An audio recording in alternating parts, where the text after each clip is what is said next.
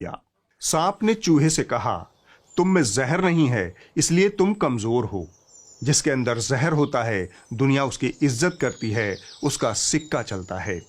आज वो दौर है जहां तुम्हारा जहर ही तुम्हारे लिए अमृत है। चूहा सांप की बात ध्यान से सुन रहा था। सांप ने आगे कहा, जब तुम्हारे पास जहर होगा तभी लोग तुमसे डरेंगे। चूहे को सांप की बात पसंद आने लगी। उसने पूछा, फिर मुझे क्या करना चाहिए? सांप ने कहा, सीधी सी बात है, तुम्हें अपने अंदर जहर पैदा करना चाहिए। हर हाल में समाधान की उम्मीद से चूहा बोला, वह सब तो ठीक है, मगर अपने अंदर जहर मैं कैसे पैदा करूं? सांप ने मदद की पेशकश करते हुए कहा, तुम चाहो तो मैं तुम्हारी मदद कर सकता हूं। तुम मुझसे जहर ले सकते हो। चूहे के जिस्म में खुशी की सरसराहट दौड़ गई। ताकत की चाह में उसने फौरन हामी भर दी। दोनों पक्षों की आम सहमति से सांप ने मुस्कुराते हुए अपना जहर चूहे में उतार दिया। रगों में लहू के साथ जहर मिलते ही चूहे का बदन नीला पड़ गया। चूहा हमेशा के लिए शांत हो गया।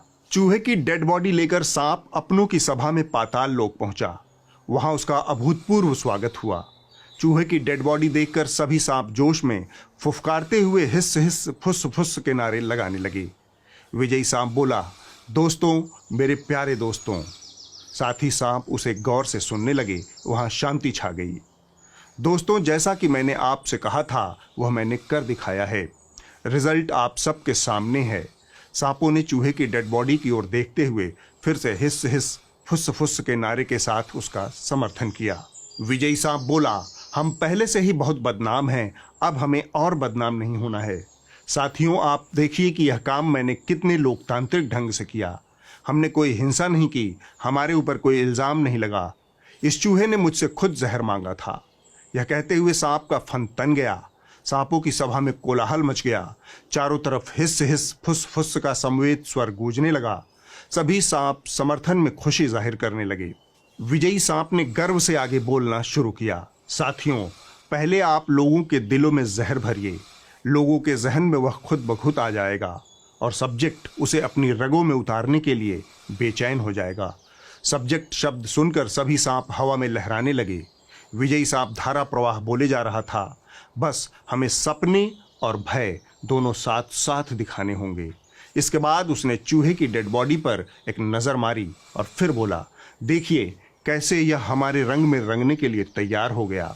बाकी सांप भी रोमांचित अवस्था में चूहे के नीले बदन को देखने लगे। विजयी सांप आगे बोला, जहर भरिए, खूब भरिए, मगर उपदेश की शक्ल में। आप देखेंगे कि उपदेश स्वतः उन्माद में बदलता जाएगा। क्या समझे? एक बूढ़ा सांप जिसने अपनी जवानी में लोकतंत्र के कुछ बेहतरीन दिन और कुछ बेहतरीन लोकतांत्रिक नेताओं को देखा था, दबे स्वर में बोला, समझ गया, हमें लोकतंत्र को लोकतांत्रिक ढंग से खत्म करना है। विजयी सांप गर्व से बोला, बिल्कुल सही समझे आप, बस हमें वर्चस्व को उत्कर्ष की शक्ल में बेचना होगा।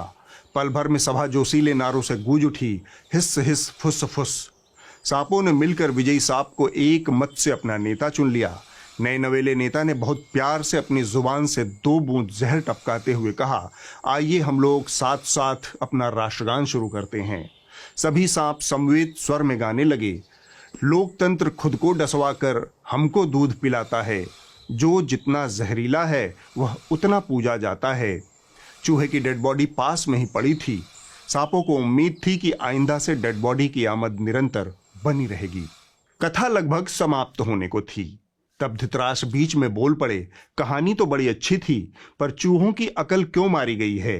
इतनी मुश्किल और कुर्बानी से हासिल हुई आजादी को चूहे सांपों के हाथ क्यों गंवाना चाहते हैं? संजय ने कहा, अच्छे दिनों की उम्मीद में महाराज, चूहों को अभी भी अच्छे दिनों का इंतजार है।